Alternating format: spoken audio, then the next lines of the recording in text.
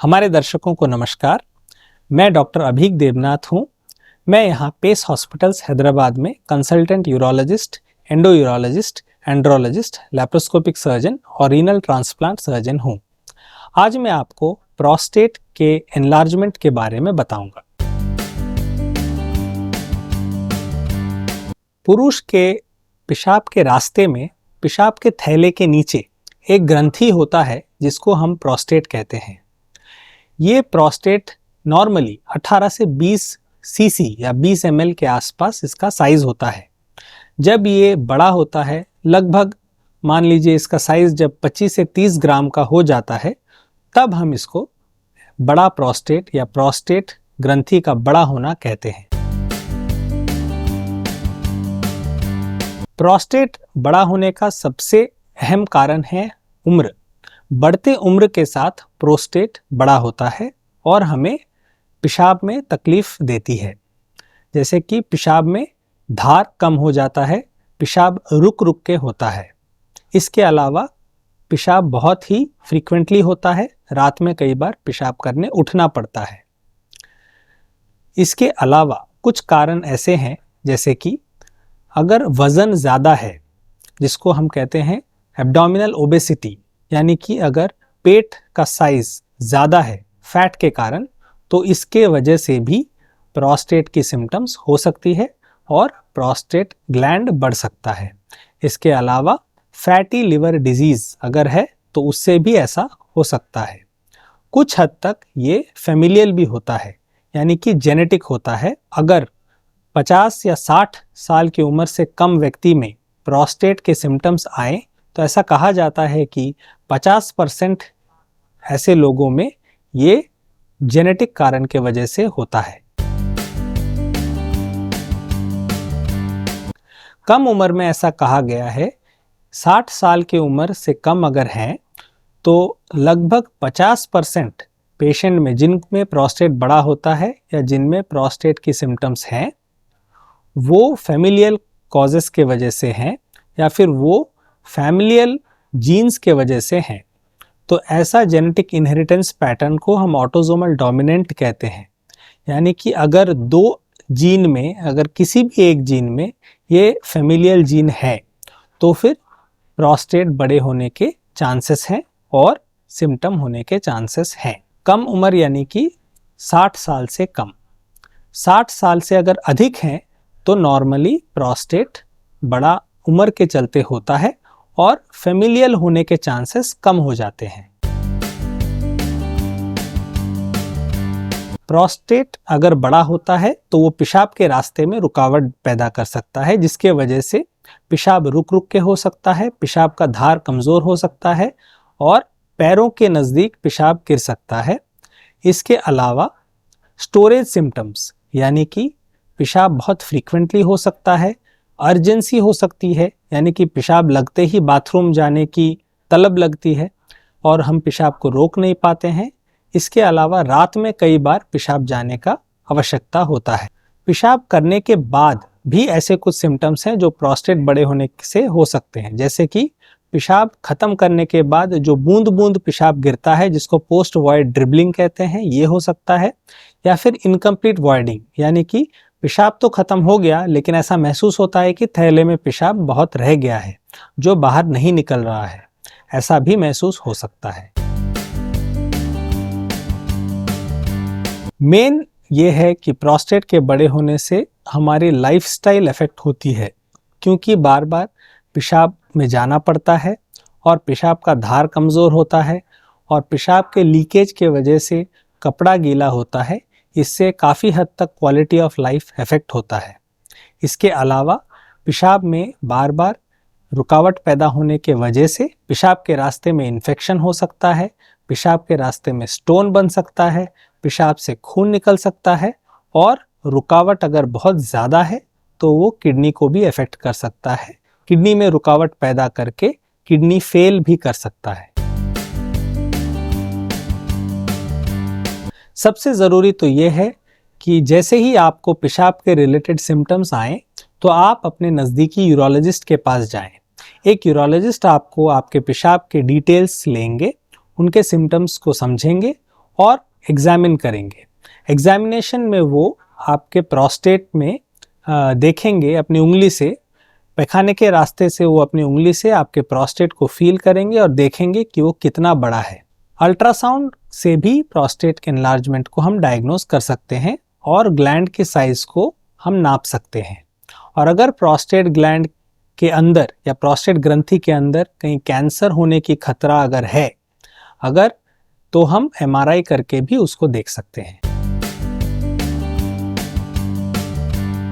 ज़्यादातर पेशेंट्स को हम लाइफस्टाइल मॉडिफाई करने के लिए कहते हैं। पानी की मात्रा थोड़ा कम पिएं, चाय कॉफ़ी यानी कैफीन का सेवन कम करें। इसके अलावा शाम 5 बजे के बाद पानी बिल्कुल कम मात्रा में पिएं। इसके अलावा पेशाब करने के तरीके में भी कुछ बदलाव से बहुत लाभ मिलता है, जिसको टाइम्ड और डबल वॉइड कहते हैं। इसके अलावा कुछ अच्छी दवाएं हैं, जैसे कि अल्फा ब्लॉकर है, कॉम्बिनेशन थेरेपी है, 5 प्राइम ARI है, PDE5 इनिबिटर है, इनको हम दे सकते हैं। ये दवाइयों के अलावा और लाइफस्टाइल मॉडिफिकेशंस के अलावा ऑपरेशंस भी अवेलेबल है। कुछ अच्छी सर्जरीज हैं, प्रोस्टेट के साइज के ऊपर डिपेंड करके हम उसको कर सकते हैं। आज आमतौर पे आजकल एंडोस्कोपिक सर्जरी बहुत ही पॉपुलर है, जिसमें कि नॉर्मली हम इनको TURP कहते हैं, यानी कि transurethral resection of prostate. इसमें दूरबीन पेशाब के रास्ते से जाकर प्रोस्टेट का ऑपरेशन करके उसको बाहर निकाल देती है। 2 तरह के ऑपरेशंस है, ये तो मोनोपोलर TURP या बाइपोलर TURP। इसके अलावा दूरबीन से लेजर विधि द्वारा भी ऑपरेशन किया जा सकता है, जिसको होलेप या थूलेप कहते हैं। बहुत ही कम ऐसे पेशेंट्स हैं जिनमें प्रोस्टेट बहुत ही बड़ा होता है और उनमें हम ओपन प्रोस्टेटेक्टमी यानी कि खुले में ऑपरेशन करके प्रोस्टेट का ऑपरेशन करके उसको निकाल सकते हैं।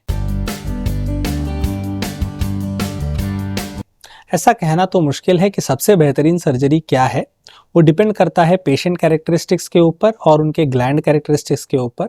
आमतौर पे पेशाब के रास्ते से दूरबीन से ऑपरेशन किया जाता है, जो कि गोल्ड स्टैंडर्ड है, जिसको मोनोपोलर या बाइपोलर TURP कहते हैं।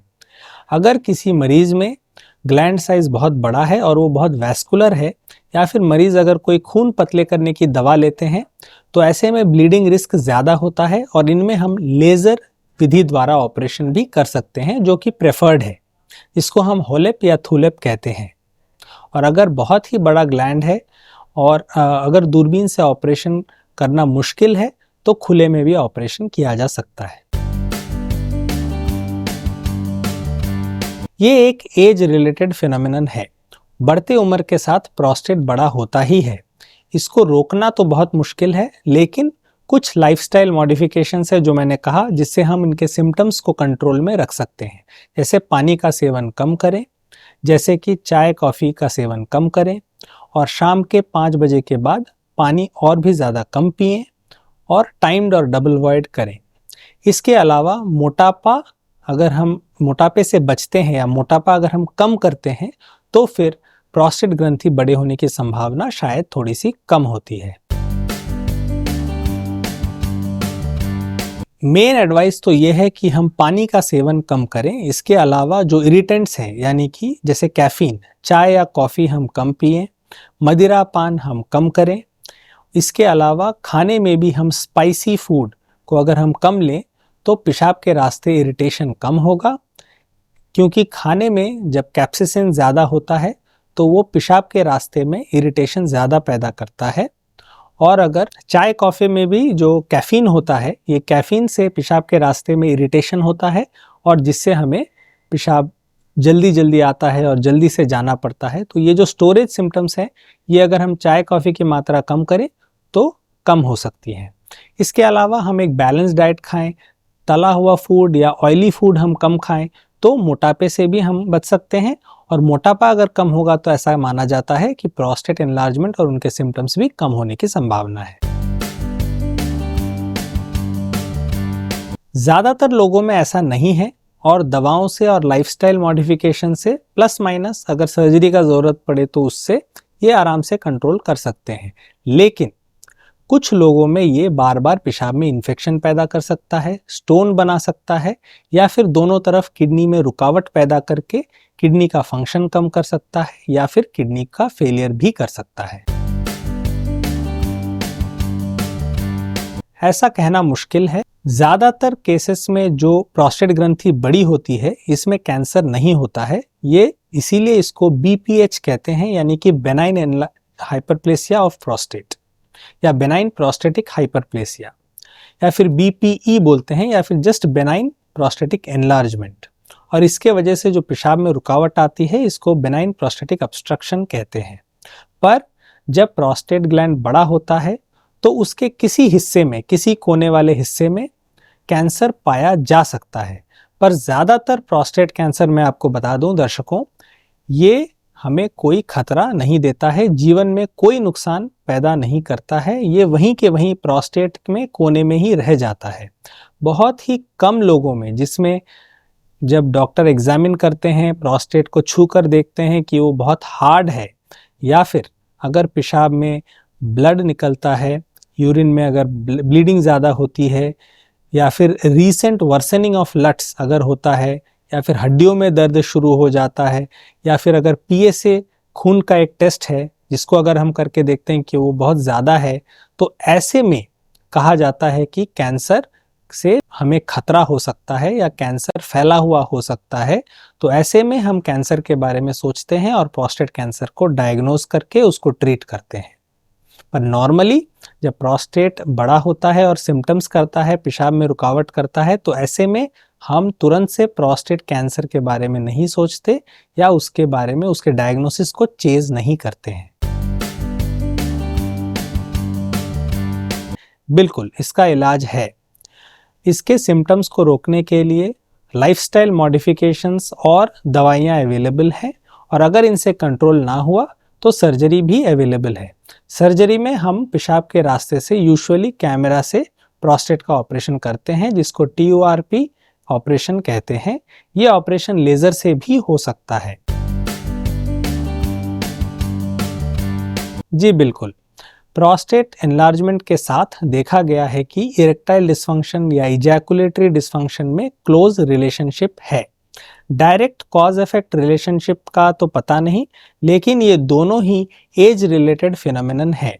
बढ़ते उम्र के साथ एक पुरुष में उसकी सेक्स करने की क्षमता और उसके प्रोस्टेट ग्रंथि बड़े होने की संभावना दोनों ही ज्यादा होती है।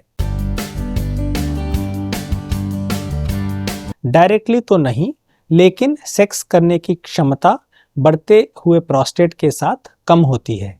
और इसके अलावा जब दवाइयाँ दी जाती हैं या ऑपरेशन किया जाता है प्रोस्टेट के बड़े होने पे, तो ये दवाइयाँ या ऑपरेशन हमारे स्पर्म के बाहर आने की टेंडेंसी को कम करता है, लेकिन स्पर्म काउंट यूजुअली इफेक्ट नहीं करता है।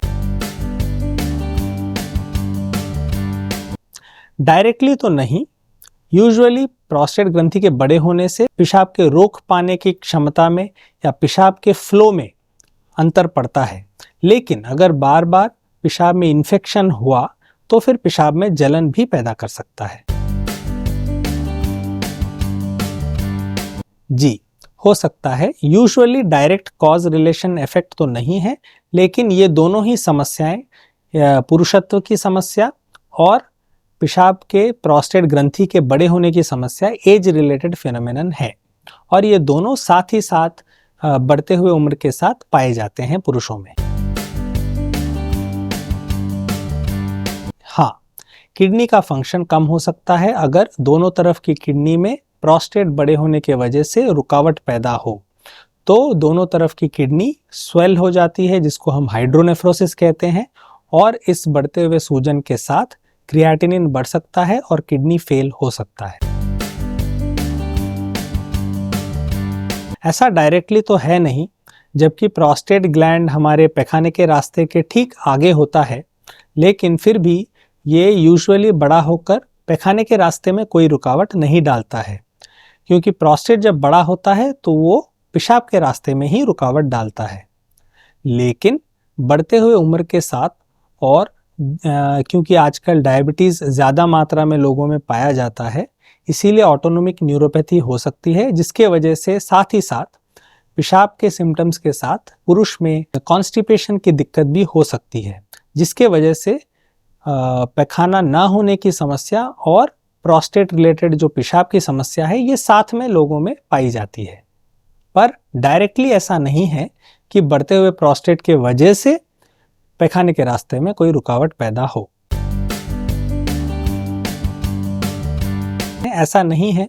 ये भी हम इस तरह से सोच सकते हैं कि एक बढ़ते हुए उम्र के साथ पुरुष में नॉर्मली बैक एक या बैक रिलेटेड प्रॉब्लम्स होती हैं और डिस्क रिलेटेड प्रॉब्लम होने के कारण हमें पैरों में दर्द यानी कि सायाटिक नर्व पेन हो सकता है, और इसके साथ कोएग्जिस्टिंग यानी कि साथ ही साथ प्रोस्टेट की दिक्कत भी हो सकती है और पेशाब में रुकावट भी हो सकती है। तो नॉर्मली डायरेक्टली रिलेटेड तो नहीं है, पर बढ़ते हुए उम्र के साथ ये दोनों समस्याएं साथ में हो सकती हैं।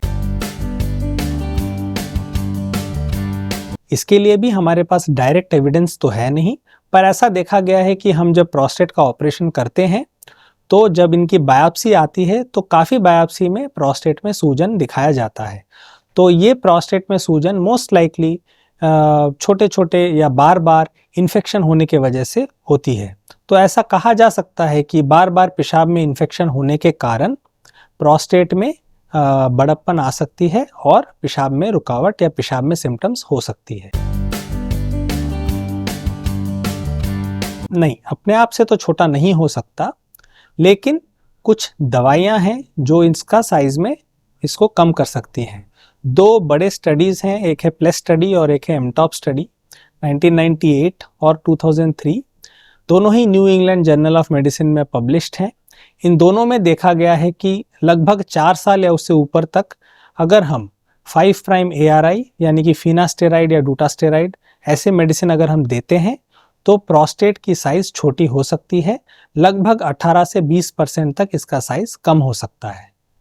नॉर्मली ये दवाइयाँ 40 ग्राम से ऊपर प्रोस्टेट होने पे दिया जाता है।